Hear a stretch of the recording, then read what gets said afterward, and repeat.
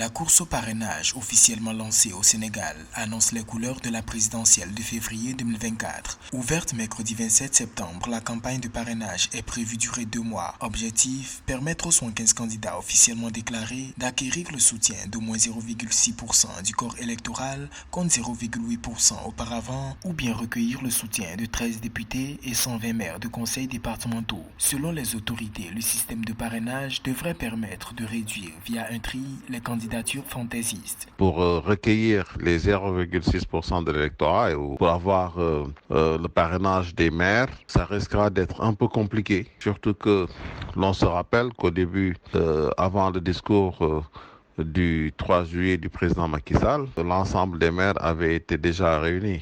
Donc, il semblerait que quelque part, ce parrainage risque de poser beaucoup de difficultés en raison justement du caractère éminemment politique de ce parrainage. Dans l'actuel contexte sociopolitique, le parrainage est perçu comme défi pour la majorité sortante, fragilisée depuis 2 ans par des mouvements de contestation. Par ailleurs, la coalition présidentielle Benno Bokk Yakaar a présenté le 9 septembre 2023 l'actuel Premier ministre Amadou Ba comme candidat officiel. Du côté de l'opposition, le parti PASTEF d'Ousmane Sonko a été dissous le 31 juillet 2023, semant un doute sur sa participation à la présidentielle de 2024. Donc ce qui se profile à l'horizon au regard des derniers événements qui ont secoué le pays, ce n'est pas très facile à prévoir, mais tout ce qu'on peut dire est que il y a des risques de tension, en tout cas, des risques de tension politique, de tension sociale, puisque nous avons l'impression que cette campagne ouverte aujourd'hui, en fait, la campagne pour le parrainage,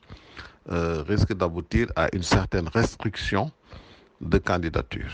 Donc, il y aura forcément des mécontentements et donc forcément un petit climat de tension. Certaines critiques ont été formulées à l'égard du système des parrainages, affirmant qu'il favorise les candidats déjà établis et limite la participation démocratique. Mais en comparaison, l'opposant Ousmane Sonko, président du PASTEF, avec peu de notoriété au départ, avait réussi à recueillir près de 16% des suffrages en février 2019. À ce scrutin, seules 5 candidatures avaient été validées par le Conseil constitutionnel sur les 27 soumises à son examen.